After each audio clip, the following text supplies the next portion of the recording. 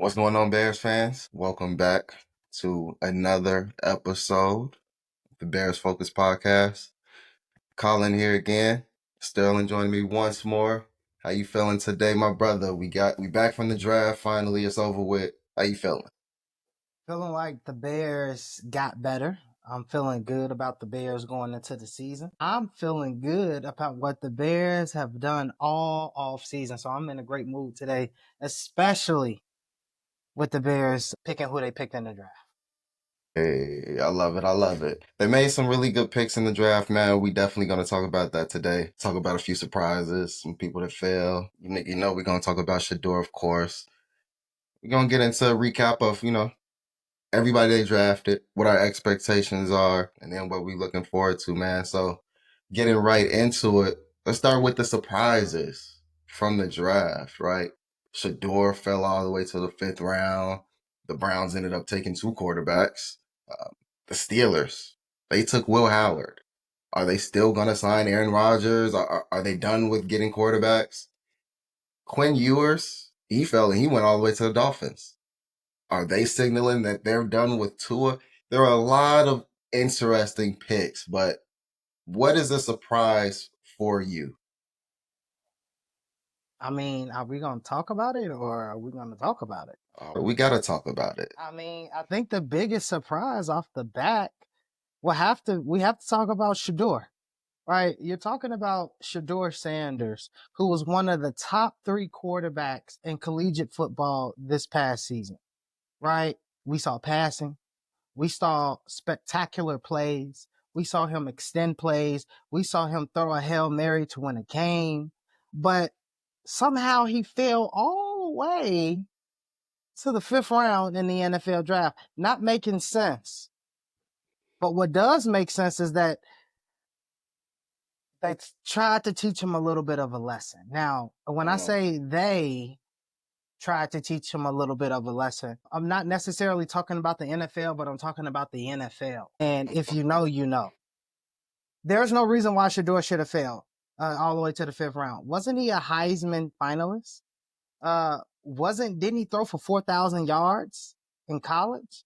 Didn't he move up from Jackson State because they said it wasn't competitive enough for him? And then he goes to Colorado along with his father, along with all of the other great players that came over to Colorado, changed the program, and then doubled their win total the next season once he got on offensive line.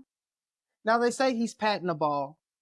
They say he's not going to be able to make it in the NFL. He doesn't have breakaway speed, and what he was getting away with in college, he won't be able to get away with grown men in the NFL. This is what they say. But I saw a commercial one time, and it says, "Don't worry about they, just do you." And you know who did that? Russell Westbrook. And he went on to be a league MVP in the NBA. Now I know you're saying the NBA is not the NFL, but we're talking about Shador Sanders. He only has been doing this his whole life. Maybe it's his father's prime time aura surrounding him with a $1 million chain on draft night. Maybe the NFL owners didn't like it. Maybe they know you're not going to be able to bully him. You're not going to be able to talk him into doing just anything for the sake of, I don't want to say the team, but the sake of just to be doing it because you're saying you're doing it because I told you to, right? He's not a pushover. Some people want to call it collusion. I can't go that far. That's a lot. I agree. That's a big secret to keep in the NFL, all 32 NFL owners, if it's going to be collusion, because these owners, we know they're powerful. We know that they're of different races, and we know that they're selfish. So if they had a chance to do something to ruin a draft stock or ruin a player, I don't think they would do that. Owners are too selfish for that. At the end of the day, they care about the mucho dinero, moolah, aka money. So again, Shador should have never failed this far. But again, I think they wanted him to have a humble beginning. I think what that did was just ignite another fire to him. But again, as the Browns told him, you're gonna have to prove it, Shador. You're gonna have to go get it. And with the quarterbacks that they have on their roster, don't be surprised if Shador Sanders is a day one starter for the Cleveland Browns. See, I tend to agree that, well, it was the biggest surprise for me because I actually did have him going like top three as a pick in the first round, right? But I think that I'll play devil's advocate a little bit. there were comments made about teams having to change their ways and change their culture. Now, when we dig into those comments, it makes sense, right? You're a losing team. That's why you're picking so high in the first round. You've probably been losing consistently. I do want you to change your losing ways. But see, how you say that to a team is going to indicate if they like you or not. Now, if you're telling them, hey, if you're going to pick me, you got to change the way that y'all operate or don't pick me. A lot of teams are going to be turned off by that and say, we don't want that guy. It's too arrogant in a bad way, right? Now, I if you thought they tell were them, saying he was listen, arrogant. listen, no, no, Oh, no. all right, That all was a right, little bit of the argument all right. I'm that sorry. I'm his sorry for interviews interrupting. and things were bad. Yikes! All right. Now, another side of it could be, hey, just how you word it, right? You can say the exact same thing. Hey, if you're a losing team and you want me, we gonna change your ways. We're gonna be winning now. That losing, all that old stuff, that stops with me. Now teams looking at you a little bit different. Now they looking at, yeah, we want that guy. See, now that arrogance is more so confidence, the way that they look at it. Like he's confident and he's gonna be able to come in and affect the team in a positive way. That's just one of the comments I heard and I looked at that could be taken wrong. And when you look at a lot of the reports saying he had terrible interviews, maybe he just kind of rubbed people the wrong way with that confidence, more so leaning on the side of arrogance to them. Now, you also got to look at these teams and look like if this was the second best quarterback in the draft and all of you went around him and got someone else because you didn't like some things he said, you all are terrible franchises, clearly. And that's why, again, to his point now, we can go back to it. You still losing the way that you're losing. You're still making the same mistakes that you make because you do stupid stuff like that. Go get the player that's there. You can coach up stuff like that. Like, hey, media training, all that crap. You can train them on that stuff. But the talents, you're not going to get another quarterback with a better talent, especially coming out of this draft. Now, we don't know how careers could end up, right? Russell Wilson was a late round pick. You referenced him earlier, or he was like a third or fourth round pick. Ended up beating out, I think it was Matt Flynn at the time, big money signing from Green Bay that the Seahawks made. And beat him out to be the starter his rookie year. So it can definitely happen where, like you said, Shador could end up being the starter when the season starts. I tend to think that he won't and probably shouldn't just because they have Joe Flacco and Kenny Pickett on the team. I'm just not a fan of starting rookie quarterbacks immediately for whatever reason. Let them sit a little bit, let them get acclimated to the game. But man, it was definitely crazy seeing them drop like that. It's a It was lot of different disrespectful. things that people saying, I and don't think you're keeping it funky enough. I think I am. I'm trying to keep Today, it. I'm I don't trying to think keep you're it keeping very it sensible, right? I'm trying to funky keep it enough. sensible because you got to look at both sides. If you just Okay. look at their side, at the side of Shador, right? We all love Shador. We love Dion. We love Primetime. We love the fam. Can't love anybody I haven't met, but I do have from You a get what I'm distance saying. Yeah, enough you respect. get what I'm Yeah, saying. yeah, Respect, should I yeah. say? We got respect. So some people will take that and get overly emotional with it. And you hear the cries of, oh, it's racism. It's, oh, they just trying to. No, man. No. I mean, one, if you want to really get funky, let's really get funky. Let's talk about it because How many top 10 teams did Shador beat? Or ranked teams? Let's just go ranked teams. How many ranked teams did he beat? What's his record against ranked teams? good question. I think he's like 1-8, 1-9, That's something like it. that against ranked teams. That's it. Yeah.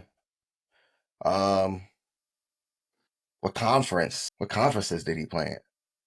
Was he in big name? Was he in the SEC? Okay. Nah. Okay. Was he in the Big Ten? Okay. Nah. Okay. What was the level of competition that he really went against? this sounds like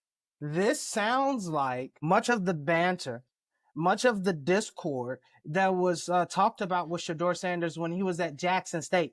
I mean, and then he That's moved cool. up. He went to a harder conference. He started playing with the big boys, I and mean, he ended up whooping the big boys. And what that's I'm saying is, that's. and what I'm But saying what you're is, saying is false what I'm because the saying record shows that against the ranked teams, those are the big boys, the ranked teams, did he not change the SEC, Big program? Ten, Did he not change the program? Yes or no? Colorado. Of course, they Okay. were Did he terrible. They did were he not throw terrible. for 4,000 yards?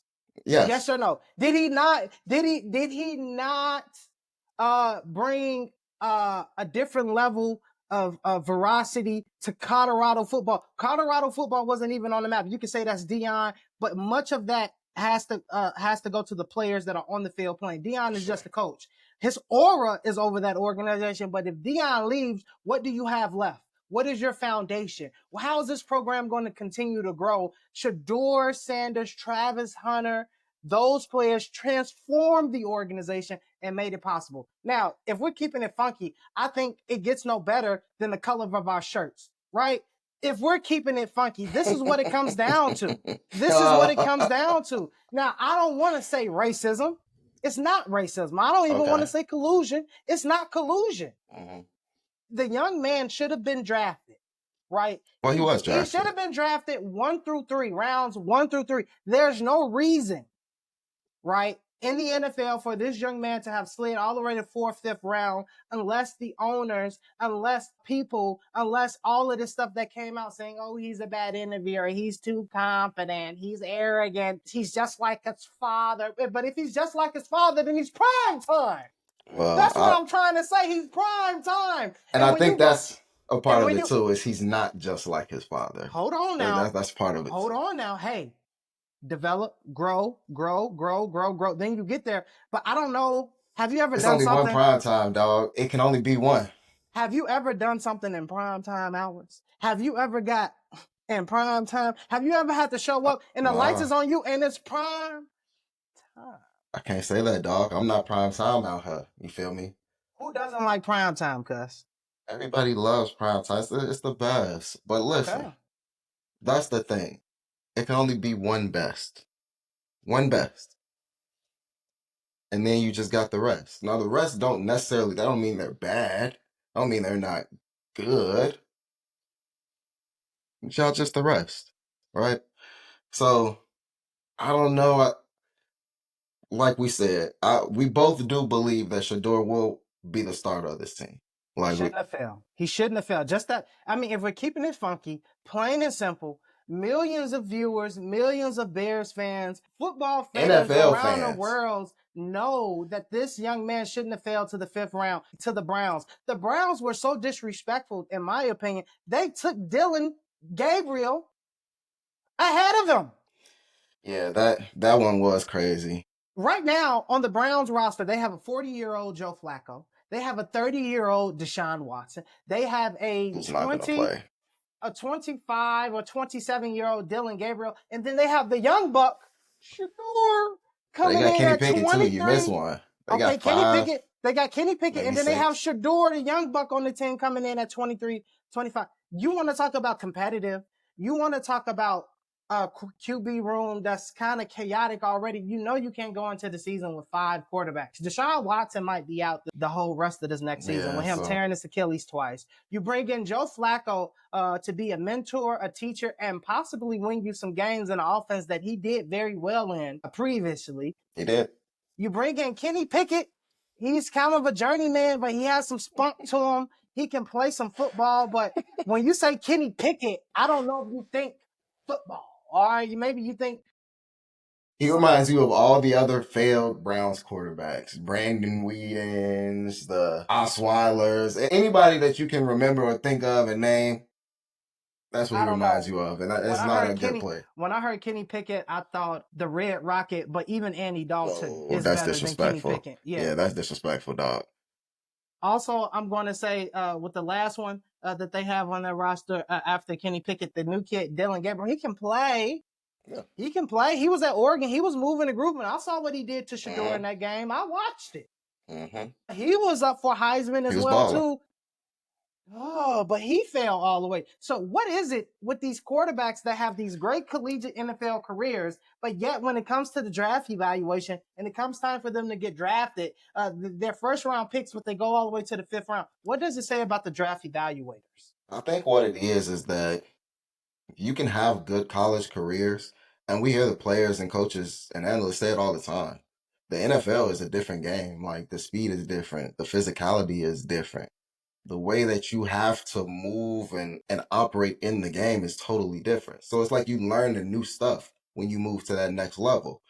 So they can be looking at these quarterbacks and think just all you guys are not surefire or, in our minds, surefire game changers, franchise changers, right?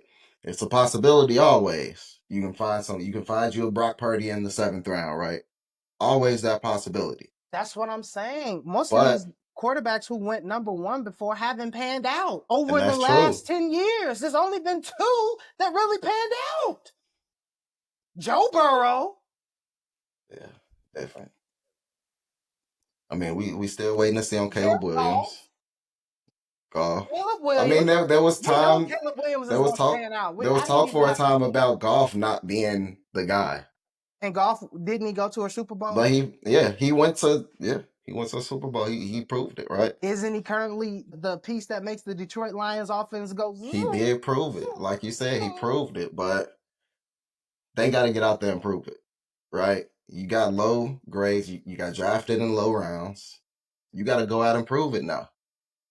I mean, look at a guy like that.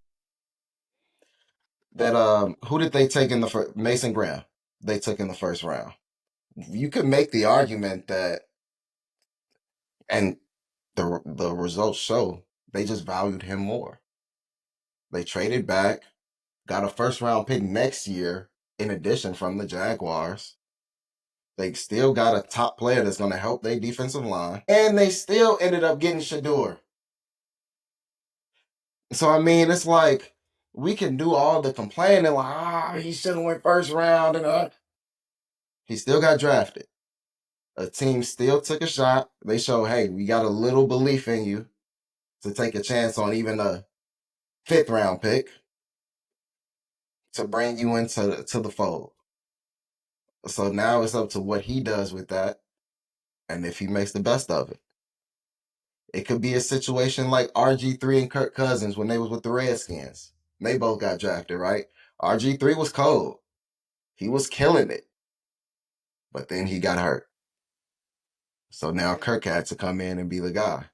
And now he's the highest paid player in the NFL history. It's crazy. So things could work out great for Shador. He could still have a great career in the NFL. They could. We can all be upset and all the thoughts and speculation and different reasons why he fell. He still got drafted, and hopefully he still has a good NFL career.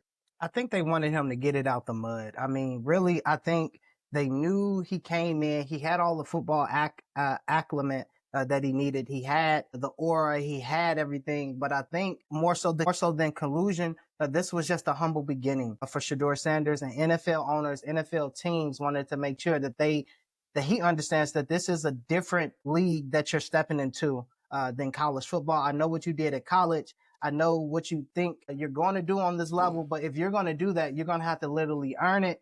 And I think this just adds to the story. This adds to to his merchandise line. I don't want to promote it, but I have to say it. Legendary. I think it adds to that if he pans out to be exactly who he think he is, which is a star or superstar quarterback to be in this NFL. Much to be determined there, but again, Shador Sanders should have never slid all the way to the fifth round. Now, you brought up something else. You talked about the Steelers taking Will Howard, and then how does that affect Aaron Rodgers going forward? For me, I think the Will Howard move was sneaky by the Steelers, right? You get a big body quarterback who doesn't mind running in there. He can run, he can throw the ball, he can see over the line. He's a developmental talent, but I guess the Steelers are reasoning that he'll have time to develop, which leads me to believe that Aaron Rodgers will be signed, if not after training camp, sometime right around when training camp is getting ready to start after all Mhm. of these voluntary workouts.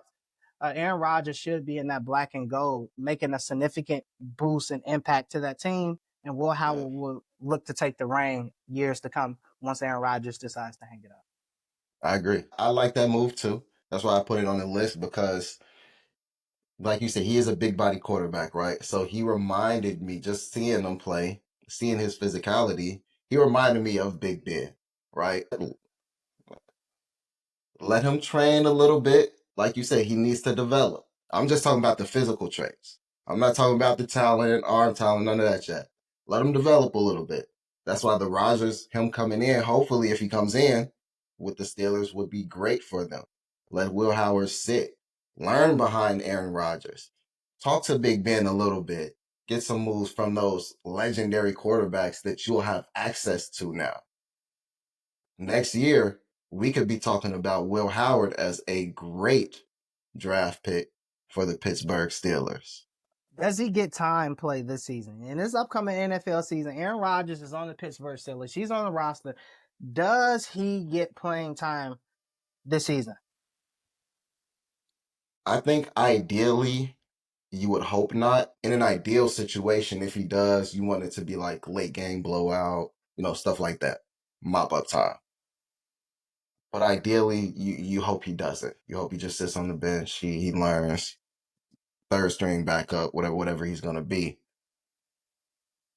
But no, I don't think he gets any play time this season because they also got Mason Rudolph still, who's probably going to be their backup. He's been there for a while.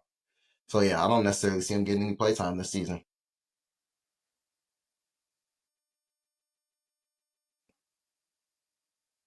All right. You also brought up how Quentin Ewers was picked by the Dolphins. And then you raised the question in the beginning, is that Tua's replacement?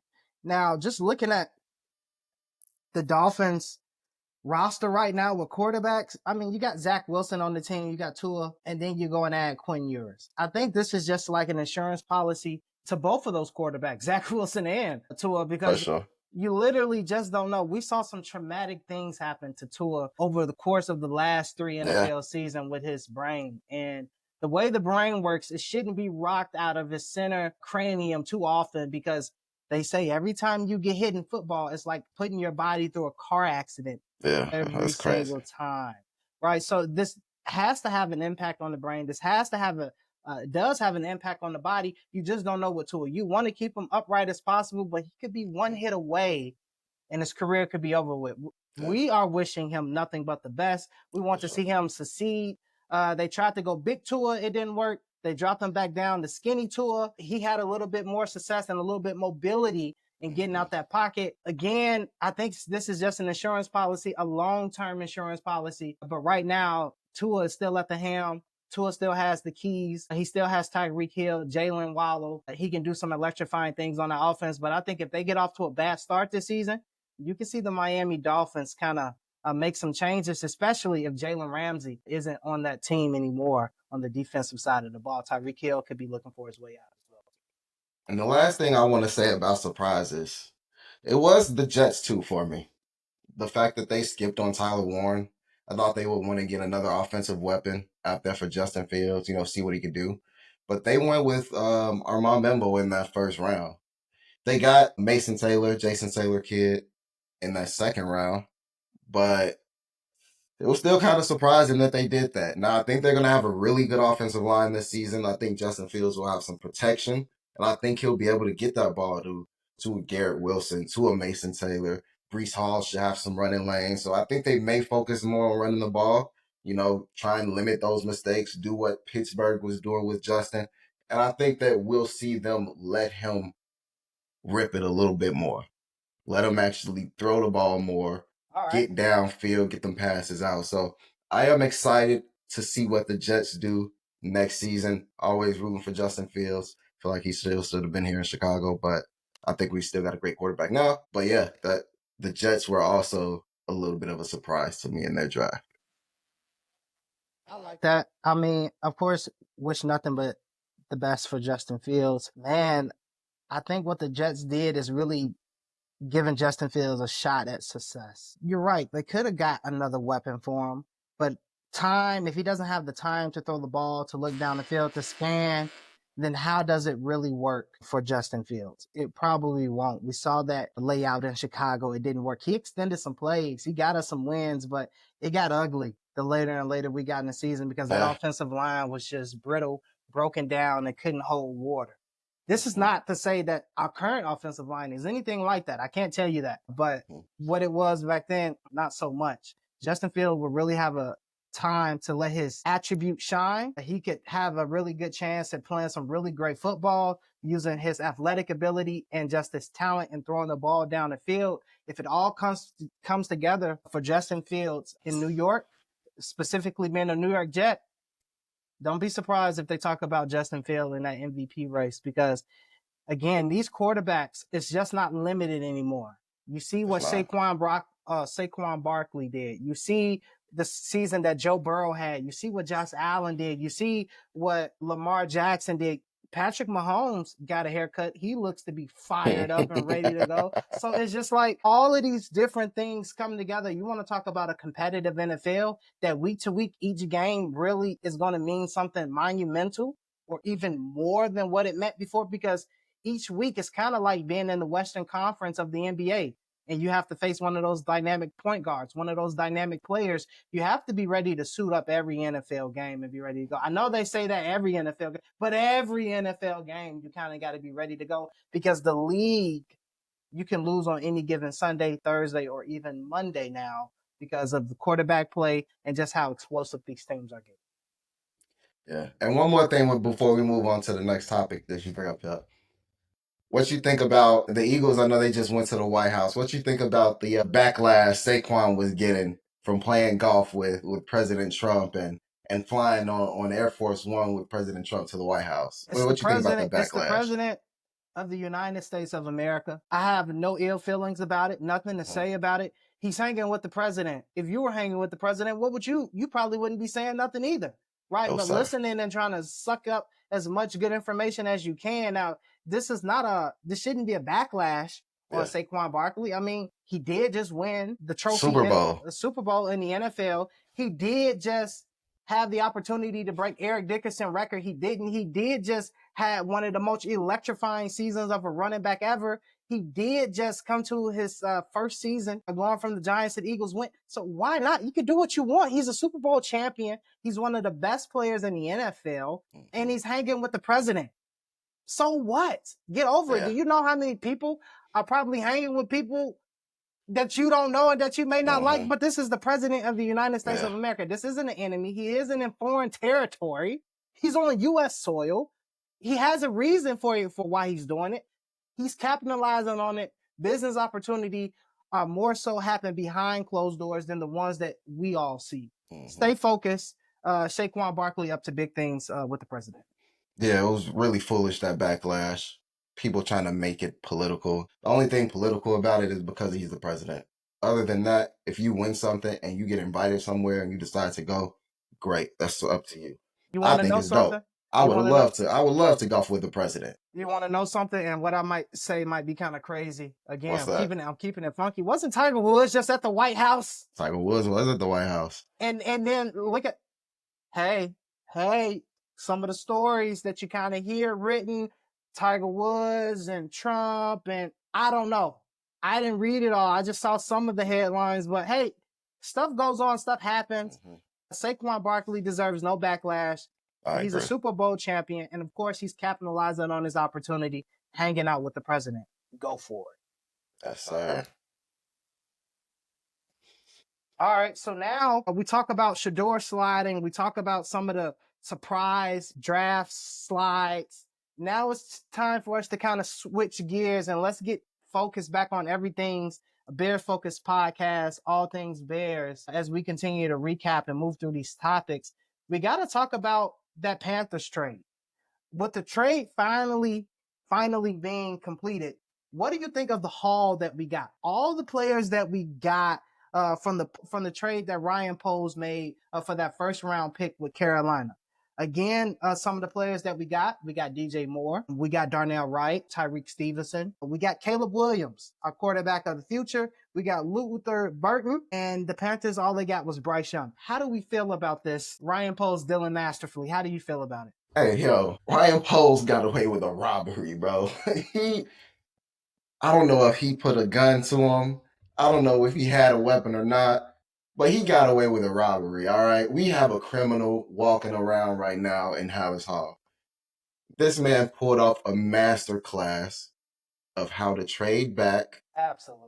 build your team, Absolutely. and have great value. Look at all these players that's on this list. DJ Moore, who just recently signed another extension with the Bears. Darnell Wright, who is looking like he's going to be a great young tackle in this league. They're thinking about moving him to the left side this season. Tyreek Stevenson. Yeah, he had that hiccup with that Hail Mary last season that kind of put him in bad favor with Bears fans a little bit. But he's still a very, very good young cornerback in this league, and we see great things for him still. Caleb Williams, you just said it, quarterback of the future. He's probably going to be in the MVP conversation this season with all the weapons that he has. And Luther Burden being one of those weapons, coming in motivated, getting that draft night workout late, early in the morning when he didn't go in the first round. This is going to be a trade that you look back on when the Bears win in like the next couple seasons when they're in the Super Bowl, and you're gonna say Ryan Poles really did his thing. People are gonna see it. They're gonna say he really did great things, and we gotta give him credit, man. He's pulling off stuff that we haven't seen GMs pull off. The previous GM before him was trading away all of our first round picks to get players that didn't pan out. So I think that Ryan Poles is doing great things with this draft, with his trades. I think he's a great GM, and I'm happy that we got him. I think Ryan Poles again put on the shiesty mask. He's been doing this for such a long time that I think Bears Nation, Bears fans, all things Bears Focus podcast, that we're kind of taking what he's doing for granted here. You think so? Yeah, with the trades that he's made, he has helped us holistically build out our team, not just for now, but long term. And I keep saying that because that's ultra important.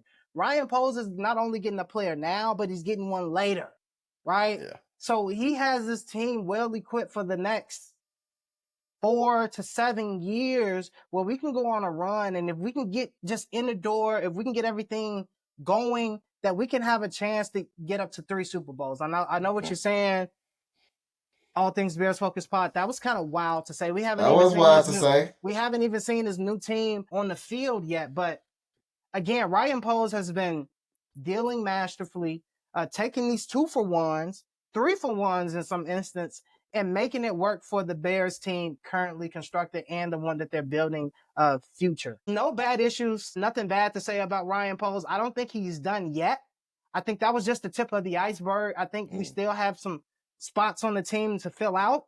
But I think that'll come through the free agent market as we move closer to training camp and as the pads get on. We'll just see how competitive and how hungry these players really are on the Chicago Bears, because from what I heard from the head coach, Mr. Ben Johnson, he said there is no depth chart.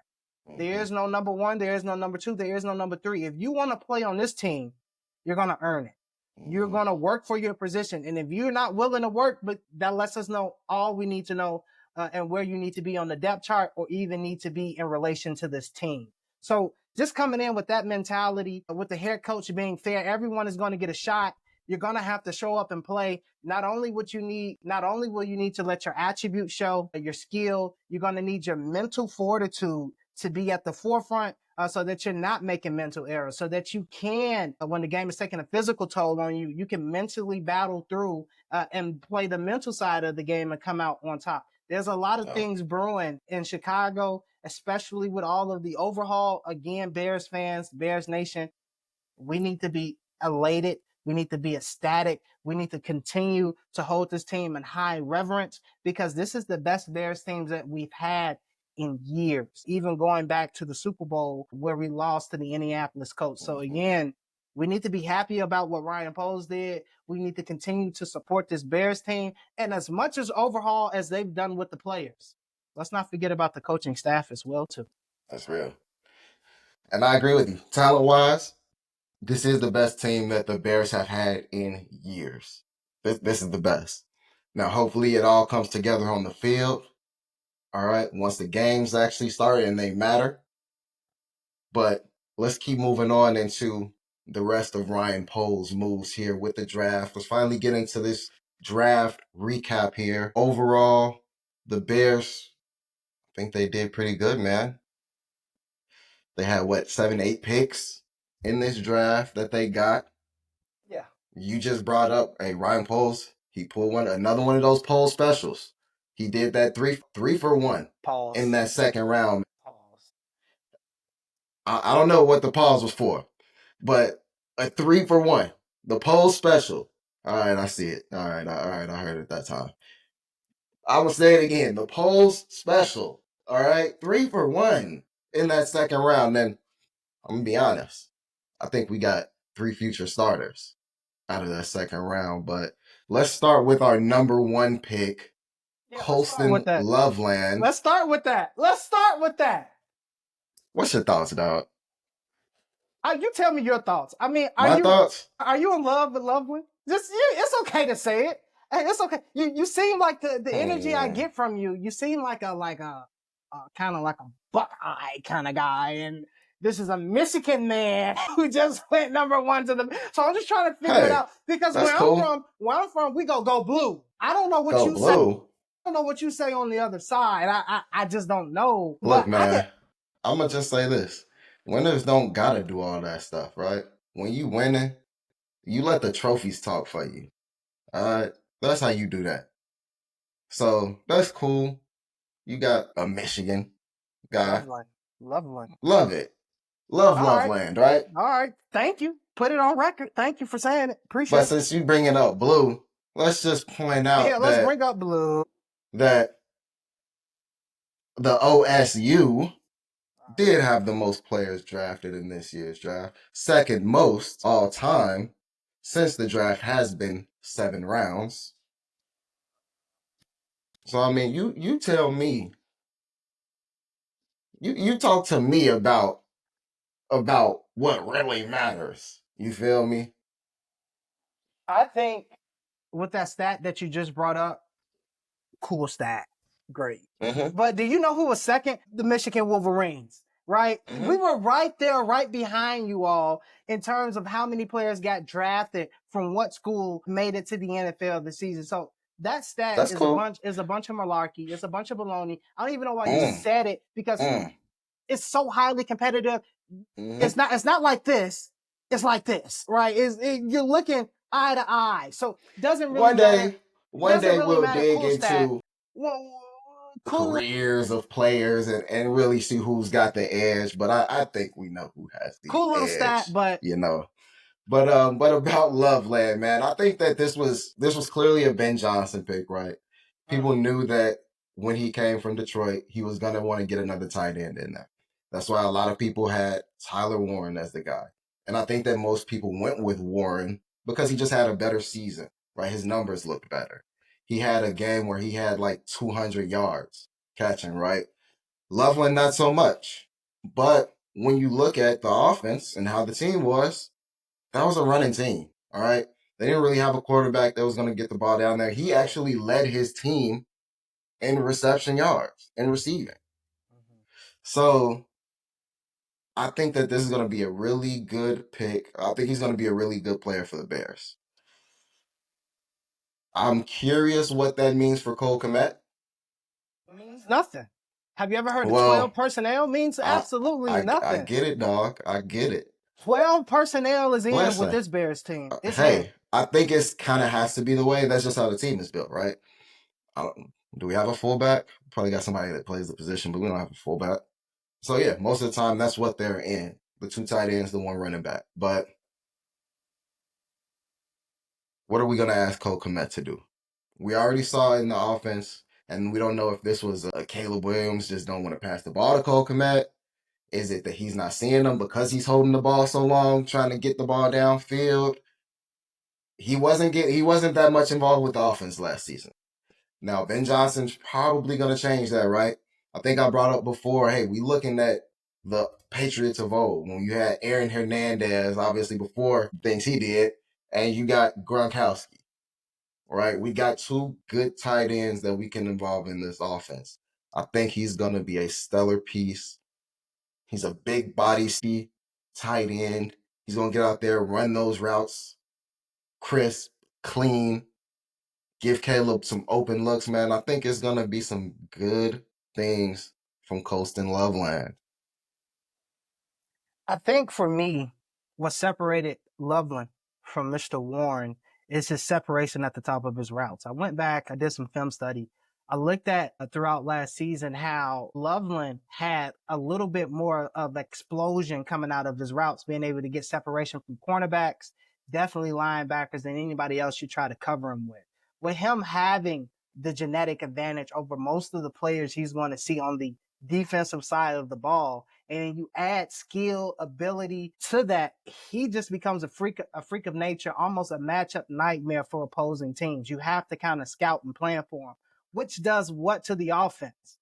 DJ Moore, can you get a one-on-one? Rome, can you get a one-on-one? Cole Kmet, can you get a one-on-one?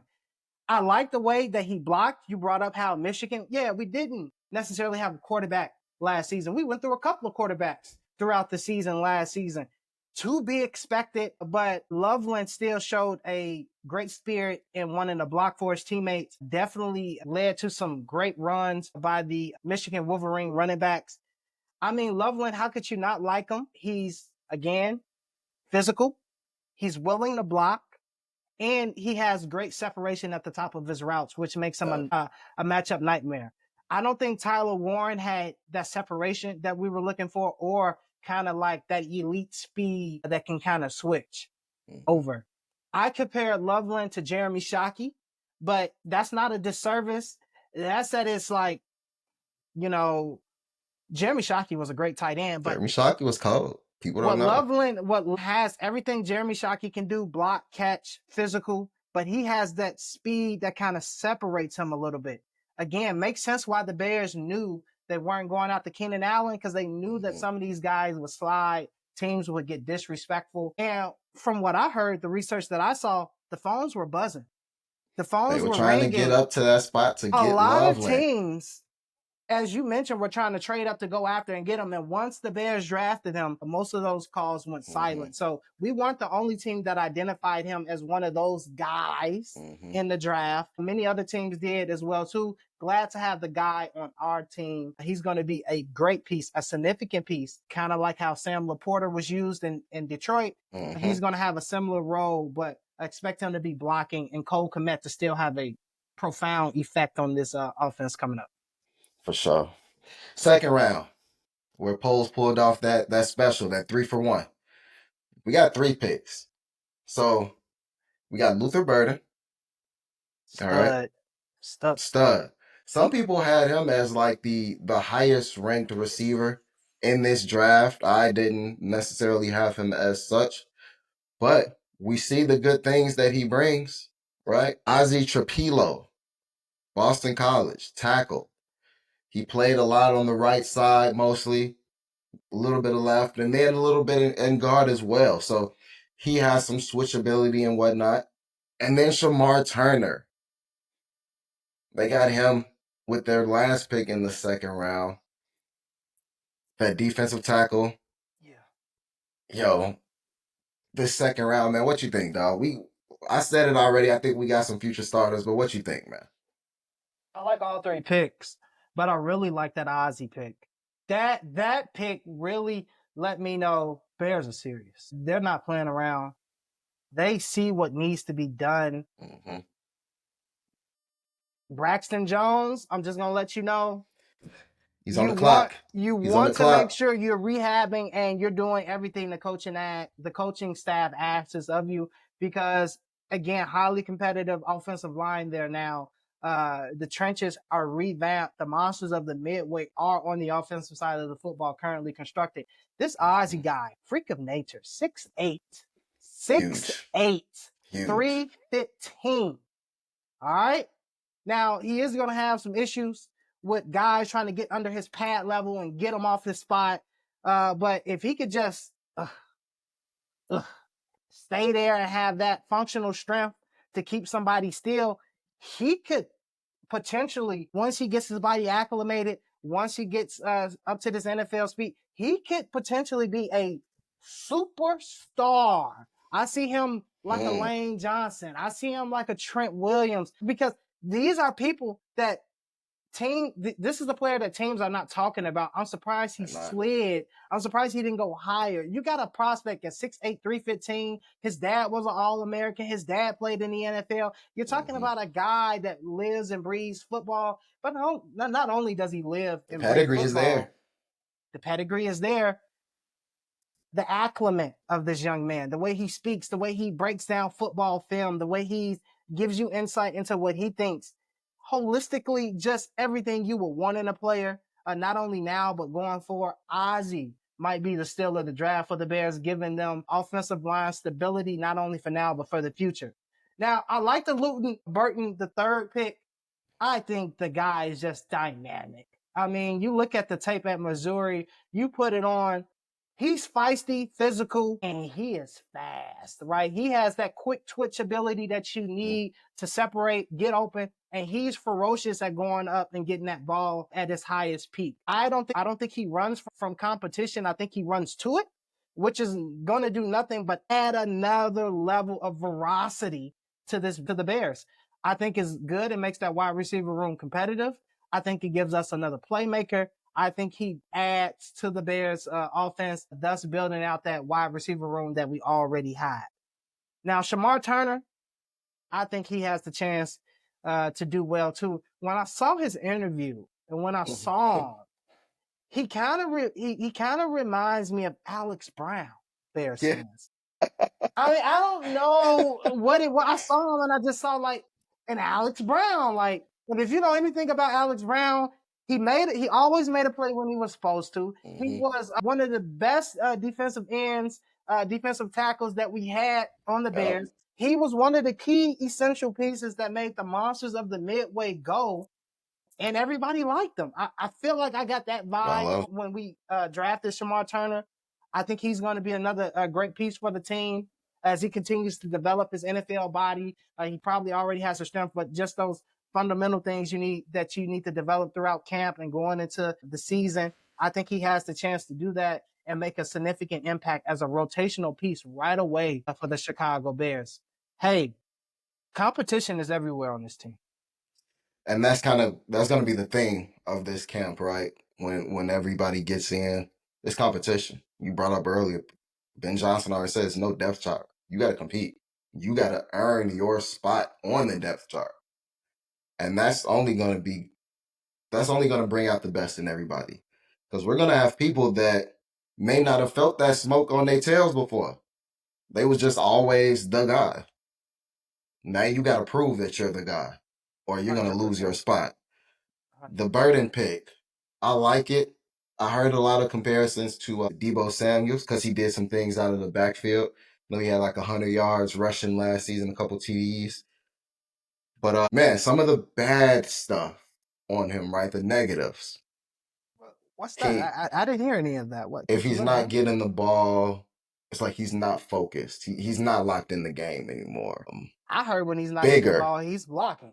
Bigger, physical players, they give him trouble out there. And when he's not getting that ball, you notice the drop in his energy. Like you physically see it, right? So one of the things on this next level, and I know there's something the Bears going to look at, Ben Johnson already said it. What's your attitude like when you're not getting the ball? When your number is not called? What is your attitude like? Are you still out there doing the things for the team? Blocking, doing the dirty work, helping you, doing the things that's not going to get on the stat sheet to help your team win. So I really do want to look forward to those things from Burden, seeing those negatives be dismissed by his actions. So I'm definitely looking forward to that. Another thing on that Burden pick, though, that 39 in that second round, the Bears wanted to take Travion Henderson. They weren't going to take Luther Burden. The board just, and this is the thing that Poles was saying. He kept saying after the draft in the interviews, we just played the board how it fell. We went and got pieces that were available to us when we could. And I think Travion Henderson on this team would have been great. I think both of us and a bunch of other people mocked him to the team, and it looked like it was happening. When that 39 was coming up, I was getting excited.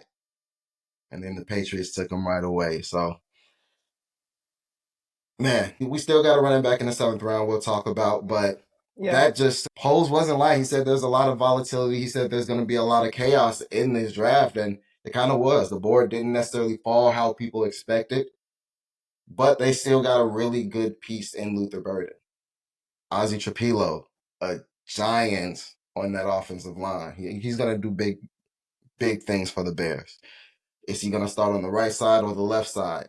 It really depends now on, I guess, Braxton Jones, his health, how he comes back, and then Darnell Wright. Are they going to try him out on that left side? What's going to happen there? Shamar Turner. You're constantly disrespecting Braxton Jones. No, I had no disrespect. I just said, is he going to be healthy in time? That's it. And then when camp does start, if he's healthy and he's training, is he going to win that spot? Who knows? That's up to him. He got to put the work in. And then Shamar Turner, man, at D tackle. That's a really good, like you say, he's going to be a rotational piece right away.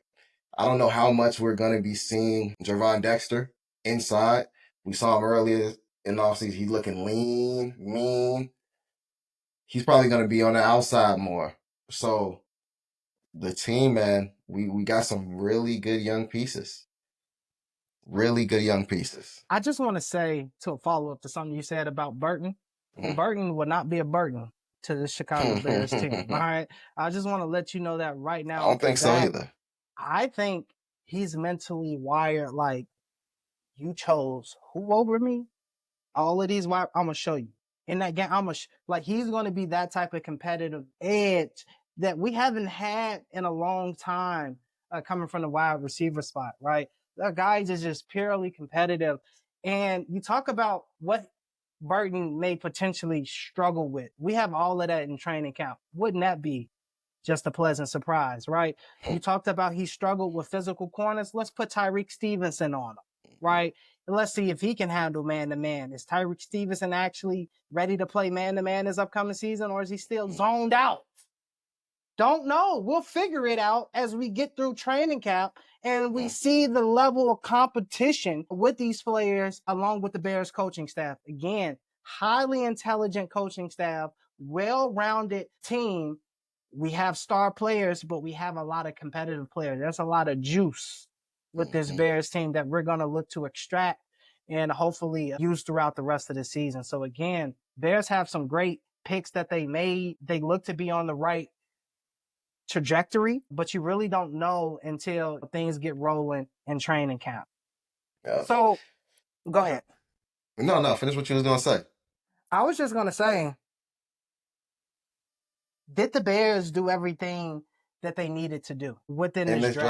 drive, Do you think they did everything they needed to do? Better yet, let me ask you, do you think the Bears are war ready? I mean, when you think about the trenches, they're revamped. We made significant improvements, right? We've got offensive tackle, we got wide receiver, we got a running back in the seventh round, but there's still some areas of opportunity on this Bears team that we haven't addressed yet.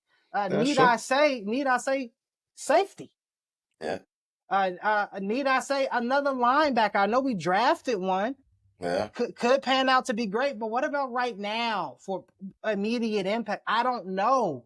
Uh, we may still need help at running back. I know we drafted one, but I don't know. How will the Bears attack that going into next season with a revamped trenches?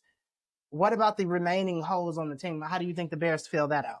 There. So really two positions that I look at that I wish had been addressed in the draft. The second one addressed differently.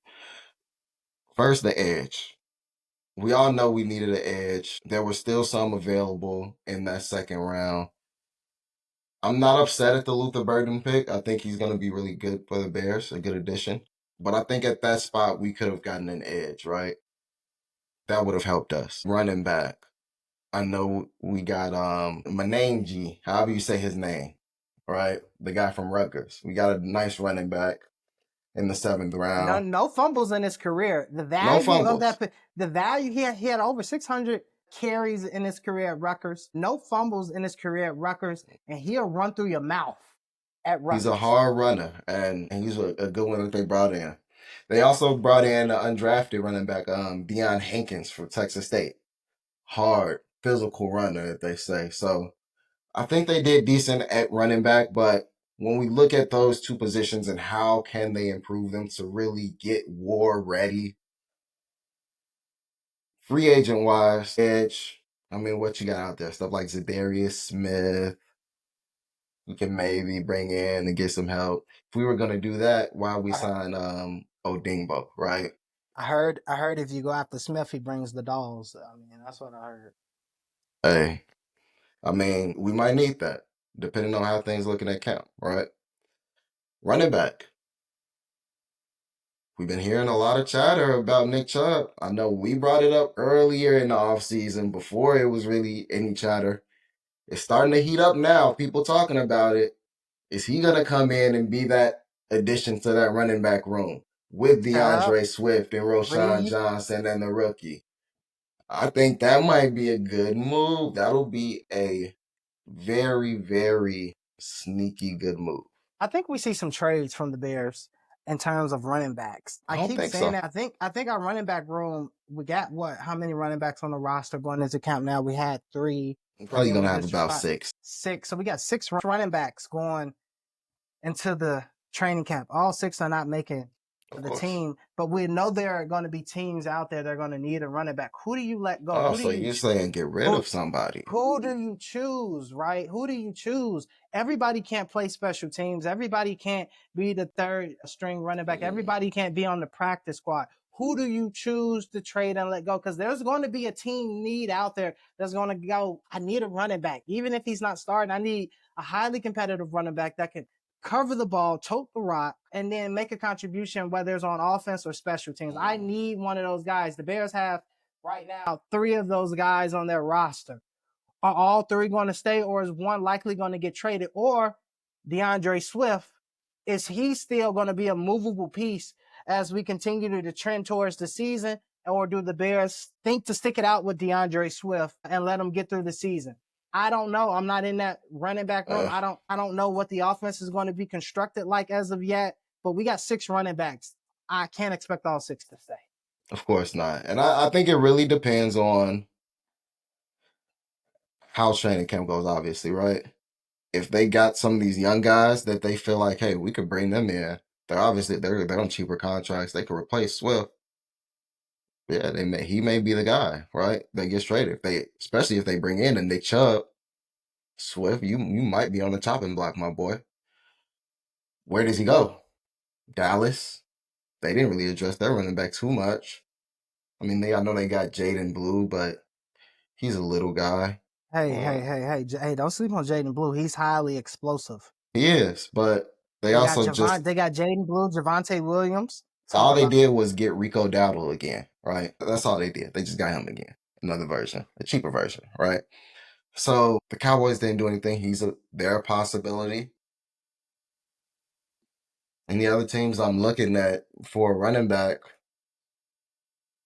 need a running back, maybe the Giants, right? But I don't know. I don't know if they pull off any trade for a running back or to get rid of one. They do have a lot on the team. they But have a right lot now, they war ready. Everything already. we got in the trenches, they war ready. We're going to have, if they move Darnell Wright to the left side, 5 new starters on our offensive line. Oh my goodness. We coming into a beginning of a new season though, so I'm not looking at it bad like it was week to week every every week last season. All right, starting out the season, fresh new signings at O line. Our defensive line pretty much revamped as well. Our trenches are crazy. All right. We're going to be good. We're going to put pressure on opposing quarterbacks. We're going to protect our quarterback. The Bears are ready for war. For me, the Bears definitely seem war ready. And I don't know, I mean, have you ever seen the film The Dark Knight Rises? I don't want to just assume you saw it. Have you ever seen it? I have seen it, man. Batman's my favorite hero.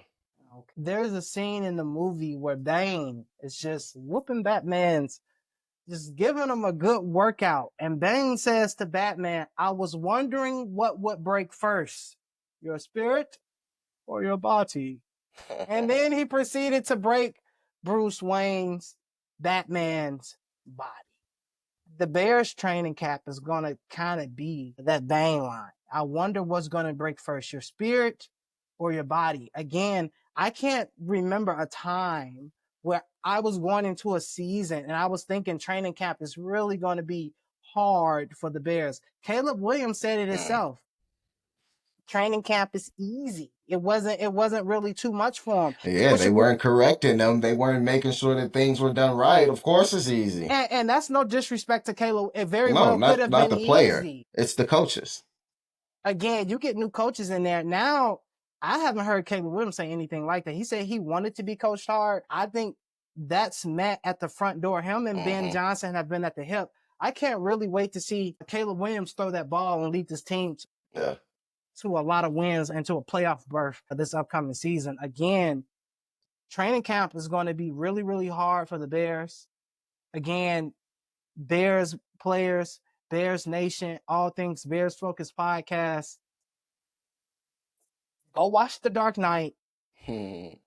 Lessons in there to be learned about how you meet adversity and how you should overcome it. Because again, the Bears are going to be met with a lot throughout this training camp. Ben Johnson is not going in like Thanos right now. He's going in like Bane. He wants to see who's going to break, who's going to crack. Are you mentally tough enough? Are you going to make mental errors? Are you physically ready to play your position? Can you handle the toil of an NFL season through training camp? Are you going to be ready to play each and every day? Do you just have joy and love for the game? Ben Johnson does. That's why he's a psycho. And I mean that with adornment when it comes to making up plays. Antoine Randall does. He is a psycho. It showed in his play, but I mean that with adornment. He loves the wide receiver position. He knows what it takes to win. All right. All of these guys that are on the Bears roster, whether a coach or a player, what will break first? Your spirit or your body? Bears fans, Bears Nation, we need to be excited about training camp because it's going to be competitive and we're actually going to get a great insight into what this Bears team could be. I agree, man. And I'm really looking forward to camp. We might have to find our way out there, watch a couple practice sessions this summer to really get a feel in person to see what it's like out there when they put the pads on. 100%.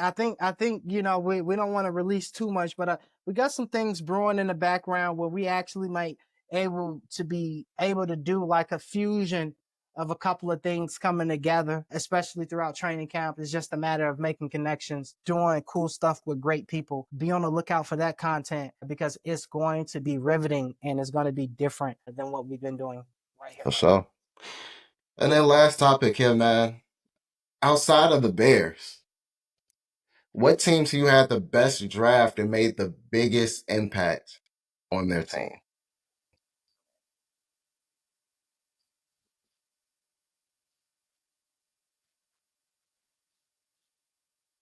When I think about the draft and I think about who made the biggest impact, I want Which to are you leaning? say I want to say two teams come to my mind automatically. I want to say the Baltimore Ravens. They had a pretty good draft, I think, for me personally.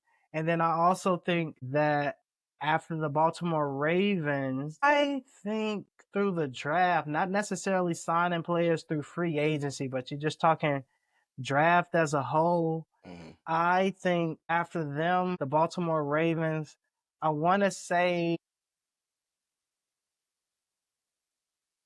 The San Francisco 49ers. Because what the San Francisco 49ers did was they had a lot of players leave in free agency. They need to revamp that offense and that defense. Brock Purdy is definitely going to get paid. They just don't know how much yet. So that affects that cap flexibility that they would have had going into the They season. did just re-sign George Kittle to an extension.